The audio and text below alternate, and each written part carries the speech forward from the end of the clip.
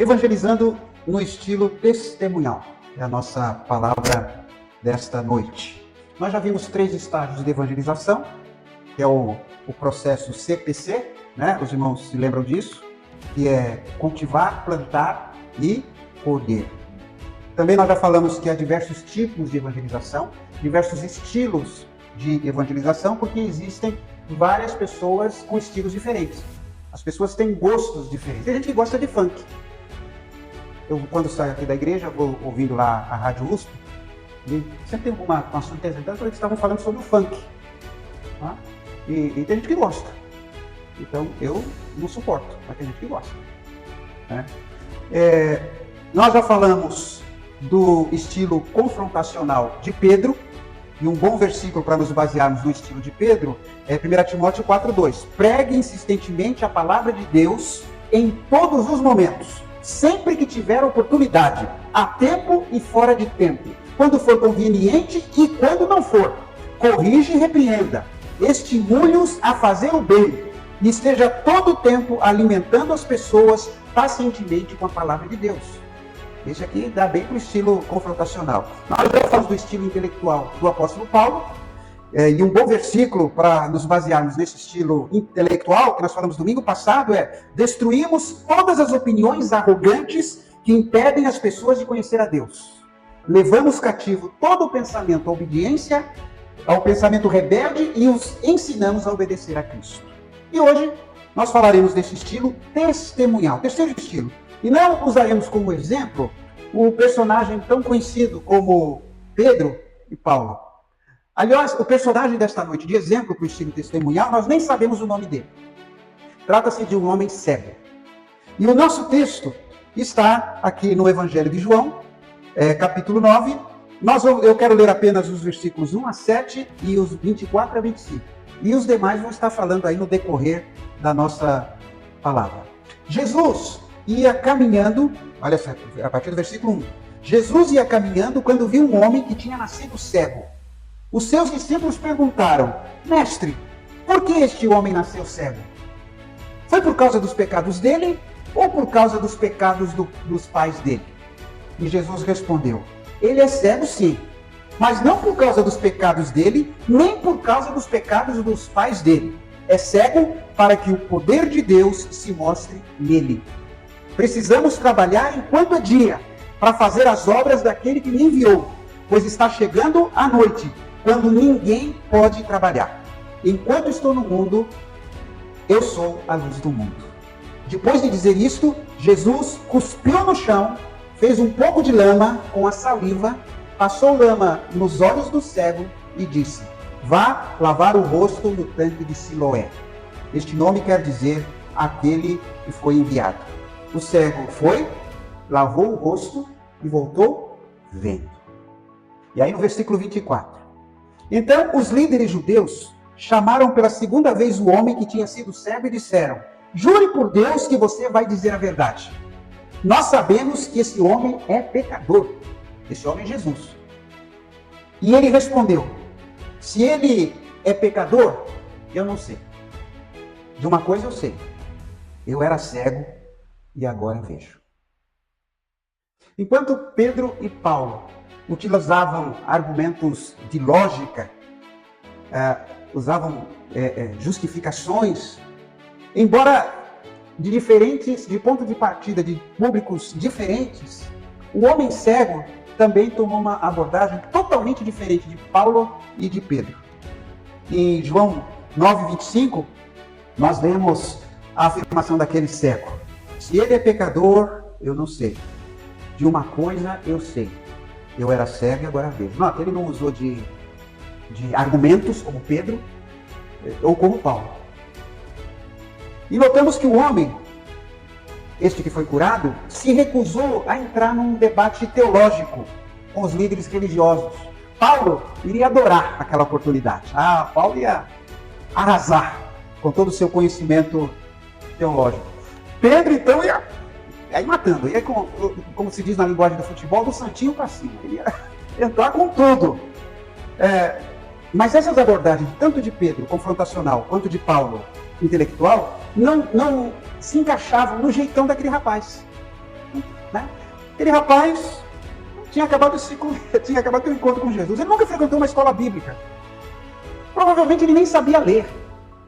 Ele não deveria frequentar a sinagoga com frequência, se é que frequentava, porque ele era uma pessoa estigmatizada. Ele é cego, deve ser pecador. Porque era isso que acontecia.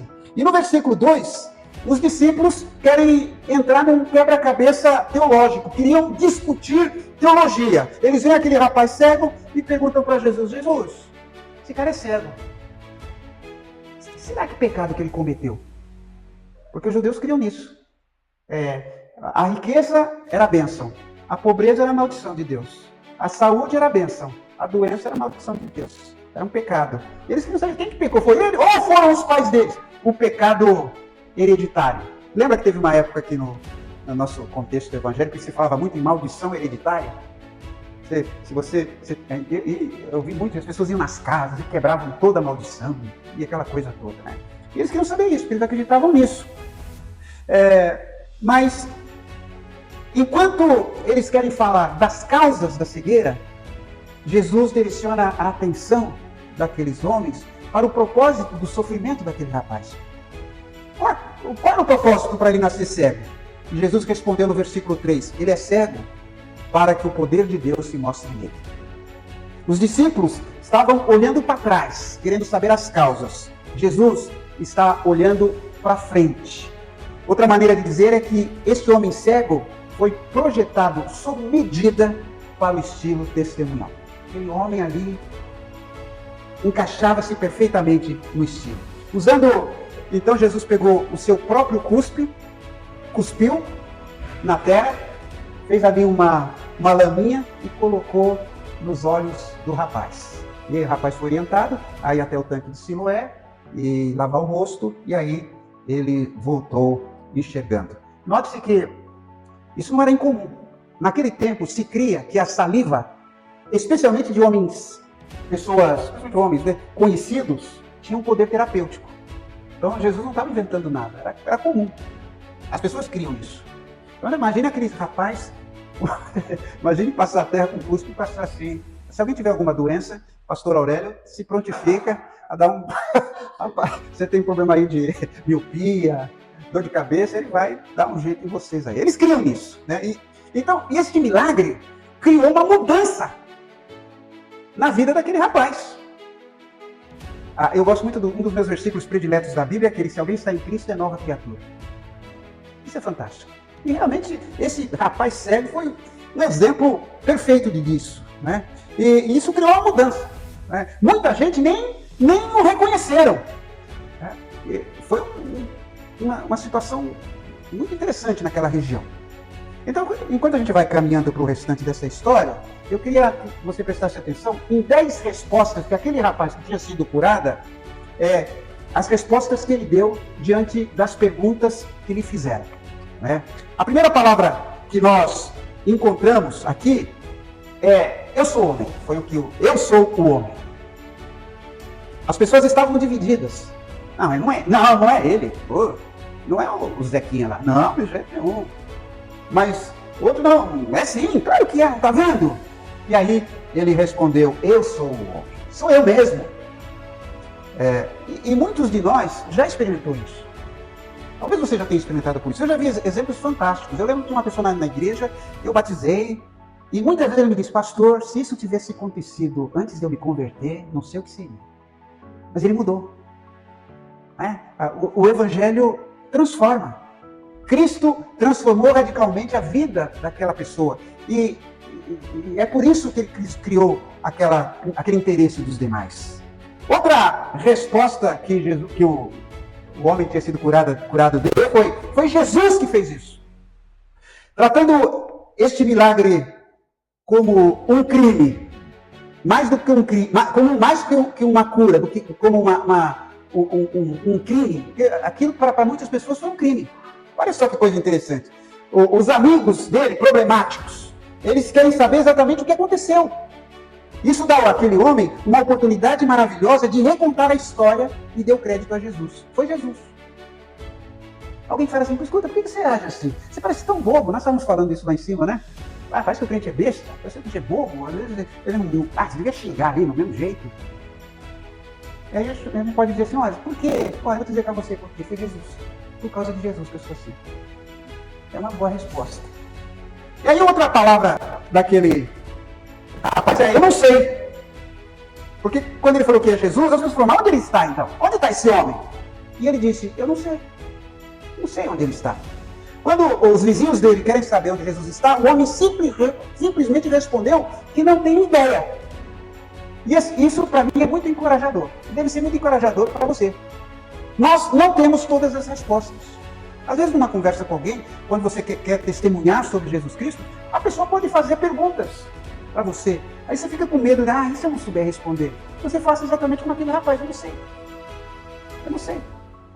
Podemos simplesmente ser honestos. Não é errado você não saber certas coisas.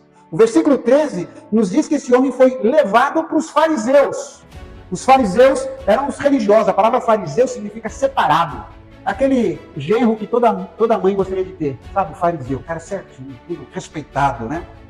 E esses fariseus estavam olhando para Jesus. E eles estavam procurando uma oportunidade para atacar Jesus, porque eles tinham inveja de Jesus. Eles consideravam Jesus um herege, um pecador. E eles, quando viram aquela situação, todo homem, vocês ouviram falar do homem que foi curado ali? Ele era cego de nascença e um tal de Jesus curou a ele. E aí os fariseus pegaram um livrinho de regras dele para descobrir alguma falha no fariseu. E quando ouvem que a cura aconteceu num sábado, aí agora sim. Agora a gente achou uma boa desculpa para acusar esse pecador, esse tal de Jesus. E para o fariseu, Jesus quebrou as regras de 3 maneiras distintas. Primeiro, ele cuspiu na terra. E fazer isso envolve trabalho. E o mandamento dizia que não podia trabalhar no sábado para eles. As regrinhas, a pessoa não podia trabalhar no sábado. Ele trabalhou, ele fez lama. Segundo, os rabinos ensinavam que era proibido curar no sábado. Olha que coisa interessante, no sábado não pode curar. Eles costumavam dizer, se você encontrar alguém com uma perna quebrada, você pode evitar que ele piore, mas você não pode torná-lo melhor. Olha só que coisa. Então se num domingo você tivesse um piripaque, eu estou falando sábado, né? Mas para nós é um domingo. Aguenta, está com uma pedra no rim? Você tocou, não, vai contorcendo aí. Aí amanhã a gente procura aí. Era isso. Então Jesus teve a ousadia de curar um cego de nascença, que pela primeira vez viu a luz do sol, viu um pássaro, pela primeira vez talvez tenha visto o rosto da sua esposa, se é que ele era casado, ou viu um filho. Não, como é que você foi fazer uma coisa dessa, curar um cego? Imagina, pastor Aurélio, não precisa fazer cirurgia, não precisa ir lá no médico, é só, que bom seria, mas para aqueles fariseus não. A terceira coisa que Jesus fez foi usar saliva para curar o cego. E, para a mentalidade daquele tempo, Jesus estava fazendo medicina. Eles acreditavam que era medicina, e medicina envolvia trabalho. Então, Jesus estava lascado pela mentalidade dos judeus. Outra coisa que aquele rapaz disse, ele me curou. Versículo 15. Quando os fariseus querem mais detalhes no versículo 15, em vez de dar a história completa, ele que já tinha contado a história para os vizinhos dele, esse homem dá uma versão bem condensada. Ele pôs lama nos meus olhos, eu lavei o rosto e agora estou vendo. Notaram que ele não dá o nome, não fala que foi Jesus. Não mencionou o que ele disse para se lavar. Porque provavelmente ele sabia que eles estavam tentando acusar Jesus. Então ele estava tentando livrar Jesus daquelas pessoas. O versículo 16 mostra que naquela situação os fariseus ficaram divididos. Uns disseram, o homem que fez isso não é de Deus porque não respeita a lei do sábado. E outros perguntaram, como pode um pecador fazer milagres tão grandes? Ou seja, ele é pecador, ele veio de Deus. Como é que ele curou? Olha a discussão. Outro ponto. Outra resposta do rapaz. Ele é um profeta. Aproveitando aquela oportunidade, o homem revela que ele estava crescendo na sua compreensão de Jesus. É interessante nessa história isso, porque parece que a mente daquele rapaz ele vai sendo esclarecido. Primeiro ele fala o homem, Jesus. Agora ele já fala do profeta, Jesus. E essa não era uma resposta que aqueles fariseus queriam ver. Não, como que ele é profeta? Ele é um pecador. E frustrados com esse interrogatório, chamam os pais do cego, do ex-cego, né? Eles ainda não acreditavam que esse homem tinha sido realmente curado. Então chamaram os pais. Seus pais nem estavam por perto, eles tinham se afastado dos filhos porque eles tinham medo do que aqueles religiosos iriam fazer com eles. No versículo 24, eles dizem, os fariseus, jure por Deus que você vai dizer a verdade. Nós sabemos, olha só, nós sabemos que esse homem, Jesus, é pecador. Essa era a maneira deles dizer para aquelas pessoas, para os pais. Diga toda a verdade e nada mais que a verdade. Fala a verdade mesmo, tem alguma coisa estranha aí. E aí, eu admiro muito essa resposta do versículo 25. Ele define o estilo testemunhal de evangelismo. Se ele é pecador ou não, eu não sei. Mas uma coisa eu sei. Eu era cego, mas agora vejo. E no versículo 26, os líderes que agora estão perdendo o terreno, eles não têm mais quase argumentos, cometem outro erro quando perguntam novamente como aconteceu. E aí o rapaz diz, vocês querem ser seguidores dele? Essa é outra resposta, outra palavra que ele faz. O homem respondeu, eu já disse a vocês e vocês não acreditaram. Por que querem ouvir isso outra vez?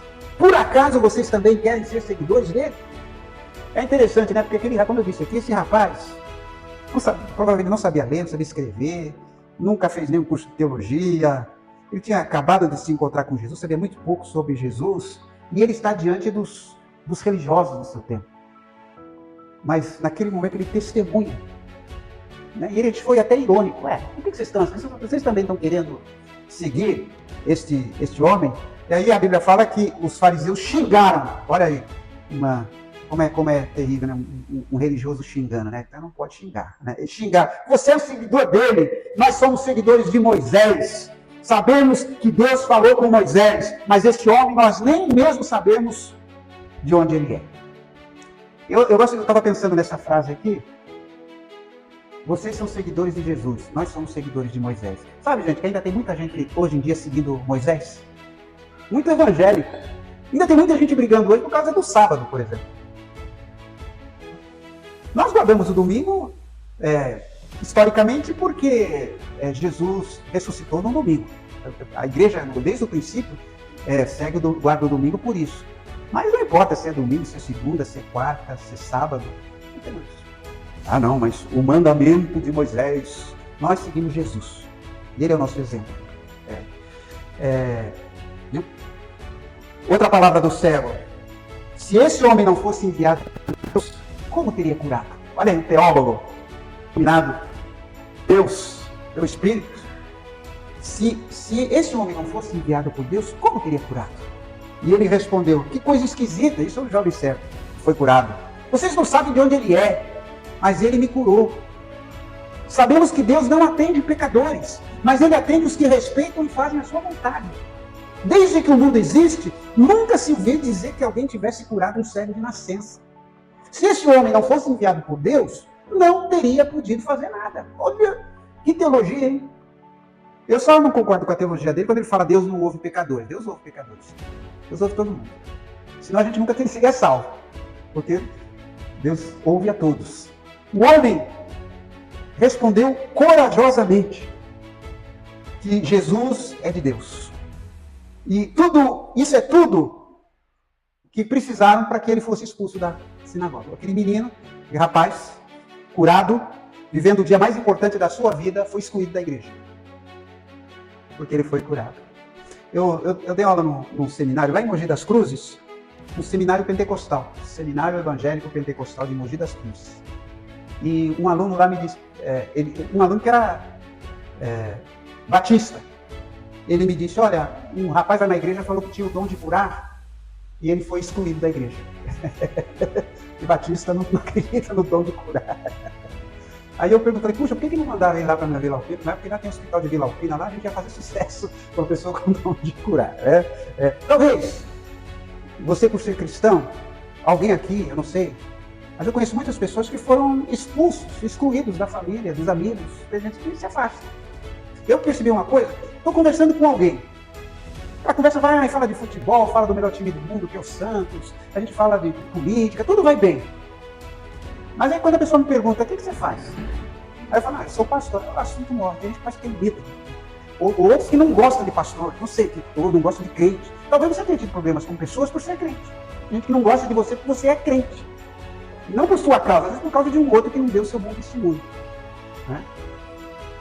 A cura dos cegos é uma das características definidoras do Messias. Lá em Isaías 61:2, fala das marcas do Messias que os judeus tanto aguardavam. O Espírito do soberano Senhor está sobre mim, porque o Senhor ungiu-me para levar boas notícias aos pobres, enviou-me para cuidar dos que estão com o coração quebrantado, anunciar liberdade aos cativos e libertação das trevas aos prisioneiros.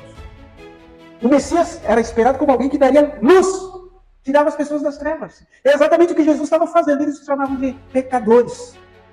O cego curado estava mais disposto a acreditar na palavra, nas escrituras sagradas do que os próprios fariseus. E quando Jesus soube que o homem foi expulso, Jesus foi ao encontro dele e fez uma pergunta no versículo 35. Você crê no Filho do Homem? Você crê em mim? E o versículo 36 diz, Senhor, quem é o Filho do Homem para que eu creia nele? Ele quer acreditar. Ele quer colocar sua fé em Cristo, mas ele não tem certeza sobre todos os fatos. E enquanto nós estudamos as respostas desse homem, nós vamos vendo que a fé dele estava crescendo em estágios diferentes. Gente, a evangelização também tem estágios. Eu já falei aqui, né? Cultivar, às vezes com a sua vida, com o seu procedimento, com a sua disponibilidade, você está cultivando a terra. E a pessoa vai quebrando as resistências contra os crentes, contra o evangelho, contra a religião, seja lá o que for. Aquele rapaz está passando por isso. Né? Ele está num processo de conversão. Está no ponto crítico. E o seu coração está aquecido, sua mente está convencida. E agora a vontade dele está pronta para se render a Jesus. E aí, a pergunta que ele fez, e aí ele diz, eu creio. Versículos 37 a 38, Jesus disse, você já ouviu, é Ele que está falando com você, sou eu. E ele diz, eu creio, Senhor. E se ajoelhou diante dele. Foi a conversão. Ele reconheceu que Jesus não apenas era o seu curandeiro, ele também confiou nele como Salvador e se submeteu inteiramente a Jesus. Gente, esse é um estilo que, como eu já falei, nem todo mundo tem um estilo de intelectual de Paulo. Não tem um certo conhecimento para discutir como Paulo. Há pessoas que não têm esse estilo confrontador de Pedro, que vai lá diante de uma multidão e fala. Mas todos nós podemos dar testemunho. Testemunho da nossa vida. Todo mundo tem uma experiência com Jesus. Você já teve uma experiência com Jesus? Você pode simplesmente dizer o que Jesus Cristo fez na sua vida. Foi o que esse rapaz fez. Ele disse o que Jesus tinha feito na vida dele. Ele não citou escrituras, ele não citou teólogos, não citou declaração de fé, nada disso. Ele simplesmente falou o que aconteceu com ele. Escuta, você vai à igreja, né? Por que você vai na igreja? Você vai lá o quê? Para dar dinheiro para o pastor? Você vai lá porque você quer ficar rico? Aí você disse, sabe, você pode dar o seu testemunho. Olha, você é ingênuo indo à igreja. E aí você diz, olha, se eu sou ingênuo, eu não sei. Mas uma coisa eu sei. Jesus Cristo tornou minha vida muito melhor. Eu batia na mulher, eu enchia a cara, eu era avarento, eu só pensava em dinheiro, eu era violento. Jesus Cristo mudou. Eu não conseguia dormir, eu não tinha paz, Jesus me deu paz. Isso eu sei. Eu gosto muito daquela história antiga. De um rapaz que estava sentado na calçada ali, chupando uma laranja, passou um professor e viu que aquele rapaz estava com uma Bíblia do lado e falou, escuta, você está lendo esse livro? Para disso. Acha a coisa melhor, isso é ignorância, esse livro é qualquer coisa feita, você é religioso, nada disso. Aí o rapaz falou assim, moço, que gosto tem essa laranja que eu estou chupando? Aí o moço falou, como é que eu vou saber? Não, eu estou chupando. Aí ele disse, com Jesus é assim. Você tem que experimentar primeiro. Simples. Uma vez eu fui comprar pipoca na porta de uma escola E o rapaz tinha se convertido à Universal. E ele me dando a pipoca, eu falei, escuta, você precisa ir lá na minha igreja. Eu disse, assim do nada. É bom. Nossa, é uma maravilha, vai lá. Sabe, vendendo pipoca. Isso é testemunho. Então, eu não sei como é que eu vou evangelizar. E se a pessoa me fizer pergunta muito difícil? E se a pessoa quiser, você vai dizer como vai, isso eu não sei. Olha, se quiser, eu posso levar você lá, conversar com um pastor, conversar com um irmão mais experiente, mas uma coisa eu sei, minha vida mudou. É isso, gente. Então todo mundo aqui tem isso. A não ser que você não tenha um testemunho de vida. A não ser que Cristo não tenha mudado a sua vida. Não mudou nada. Bom, deixa eu partir numa questão bem prática nessas poucas 2 horas que me restam aqui. Bom, olha só que interessante. Características de pessoas que têm esse estilo testemunhal e que todos nós podemos ter. Comunicador claro, você tem que falar claramente. Aquele rapaz, com toda a sua simplicidade, ele foi claro no que falou. Tanto que ele colocou aqueles fariseus numa saia justa. Outra coisa, ele é um bom ouvinte. Ele ouviu as perguntas, ele prestou atenção no que o outro estava dizendo. Ele é sensível à vida pessoal com os seus altos e baixos. Quer dizer, você sabe que todo mundo tem problema. Mesmo aquele sujeito que não quer saber de nada, tem o coração duro, eles têm problema. Ele tem problema no casamento, ou tem problema profissional, autoestima, seja lá o que for. Vide celebrando a recuperação. Então você tem que ser sensível a essas pessoas. Uma vez eu vi um testemunho daquele anãozinho, como era o nome? Aquele que se converteu. Hã? Oi? Cantor, aquele que cantava. É o Nelson Ned, exatamente. Ele deu um testemunho numa entrevista com o Jô Soares, que foi gravado e não passou.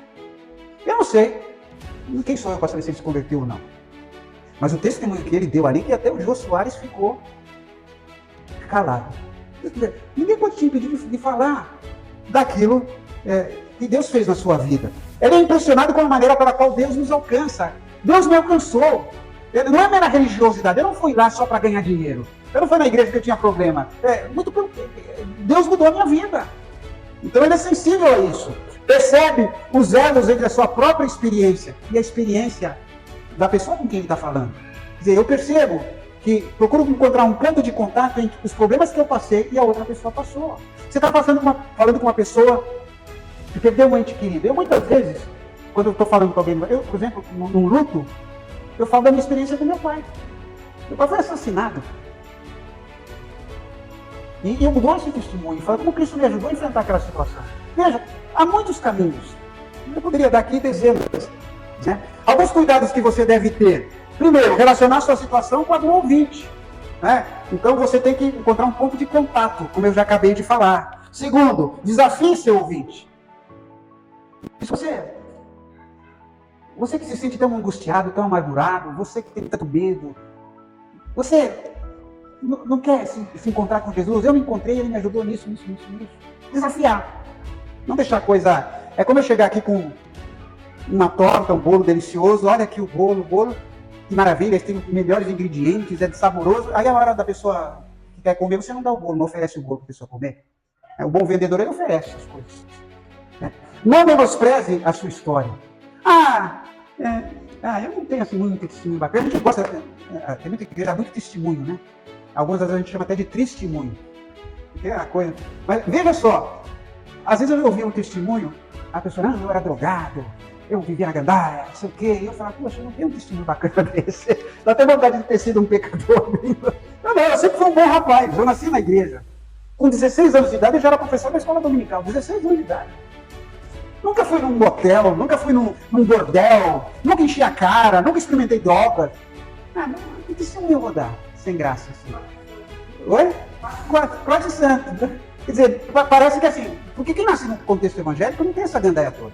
Tem gente que teve uma vida, né? Mas eu sei que Cristo mudou na minha vida. Eu lembro uma vez, foi a primeira vez, a única vez na minha história que eu não fui num culto de final de ano na igreja. Eu sempre ia no culto de final de ano. Aquele dia foi minha família toda, minha mãe, meu pai, foi para a igreja, e eu fiquei sozinho em casa numa noite de ano novo. Aí me bateu uma depressão, uma tristeza. Eu me lembro que eu me ajoelhei aos pés da cama. E comecei a orar para Deus. Muda a minha vida, não sei lá. Os irmãos entendem? Aquilo, para mim, é uma experiência marcante. Então assim, eu não tenho uma grande testemunho. Tem uns que têm os testemunhos mais impactantes. Né? mas todo mundo tem uma história para contar. Então, a gente não pode menosprezar a história que tem. Sugestões para você desenvolver esse estilo de testemunho. Como dar seu testemunho? Aqui no Celebrando a Recuperação, todo mundo já, não sei se todo mundo aqui já fez.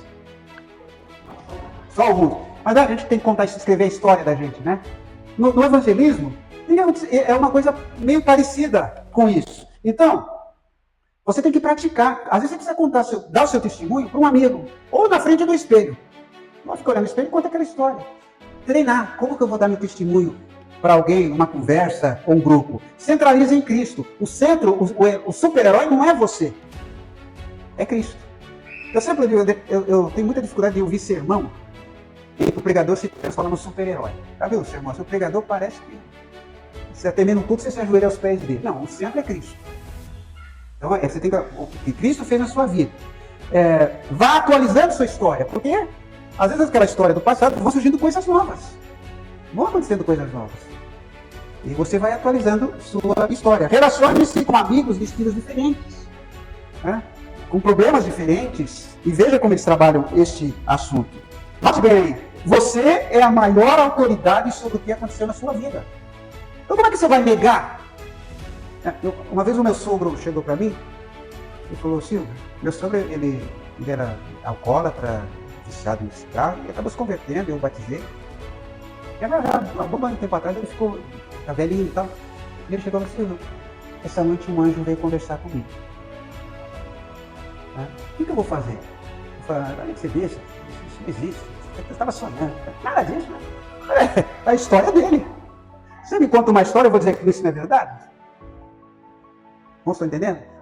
Então, você é a maior autoridade. Você pode dizer: eu posso não conhecer lá o que diz João, capítulo 4, versículo tal, mas eu sei o que aconteceu na minha vida. Então, ninguém vai questionar a minha autoridade. Aí você pode escrever seu testemunho para ir lendo, para praticando, né? O que fazer para escrever? Peça a Deus para lhe dar sabedoria, Senhor, uma história que possa tocar na vida das pessoas. Segundo, escreva seu testemunho. Como lá na Celebrando a Recuperação, as pessoas escrevem. Ou grave. Hoje é tão fácil gravar seu testemunho. E seja breve. Não tenha um limite de 3 minutos, porque ninguém vai te ouvir um sermão de 40 minutos aí, numa conversa no ônibus. Tá? O que não fazer? Veja lá. Dar declarações que reflitam negativamente sobre qualquer organização e vida da igreja. Lá na minha igreja, o fulano era assim, mas eu sou assim. Nem igreja, não vai para falar de igreja, mal de igreja, nada. Nem de quem ouve, nem de quem fala. Você está contando a sua história, a sua experiência. Não citar nomes. Falar como se estivesse pregando. Eu estou pregando. Mas quando você está conversando com alguém, você vai numa linguagem coloquial. Na boa. Terceiro, usar termos vagos. Isso eu lutei muito na minha vida ministerial na igreja. E nem sempre a gente consegue, né? Mas existem alguns termos que quem é de fora não sabe. Por exemplo, pecado. Não sei se já aconteceu com você. Você é pecador? A pessoa diz assim: eu não. Já aconteceu isso com você? Por quê? Porque eu tenho uma noção de pecado. Para ele, pecado pode ser matar alguém. Não, eu nunca roubei, então eu não sou pecador. Então, termos como este, ser santo. Sabe que a pessoa é santo, ele pensa numa imagem. Você se acha santo? Entendeu? Então, cuidado. Use uma linguagem que a pessoa entende. Hoje eu voltando para casa ouvindo o rádio, lá, aquilo que eu falei para vocês, eu achei muito interessante a pessoa dizer assim: tá ligado? Não sei o quê? Tá ligado? Até eu falei: acho que eu vou começar a falar essa expressão também, tá ligado? Para ele tem um sentido, né? Coisa de jovem, né? Mas nem todo mundo. Uma vez, a primeira vez que eu vi alguém dizendo assim: o fulano vazou. Vazou? Mas ele estava sem fralda? É um termo lógico, a pessoa se mandou, né? Sei lá. É isso aí, né? Evite termos religiosos. Usa a linguagem. Né? Pelas concupiscências. Tá ferrado. Não quero mais converter ninguém sequer. Só pela obra de Deus. Divide o seu testemunho em 3 partes. Você quer escrever seu testemunho? Faça o seguinte. Em primeiro lugar, como é que a minha vida era antes de eu me entregar a Jesus? Segundo lugar, como era o meu passado sem Jesus? Terceiro lugar, o problema que você tinha. Qual era o meu maior problema? Meu maior problema era drogas? Era bebida alcoólica? Era sexo? O que era? Quando e como foi meu encontro com Jesus? Quando foi que eu me encontrei com Jesus? Aquela experiência de salvação. E depois que você conheceu Jesus? O que aconteceu com a minha vida depois que eu conheci ao Senhor Jesus Cristo? Né? E é isso.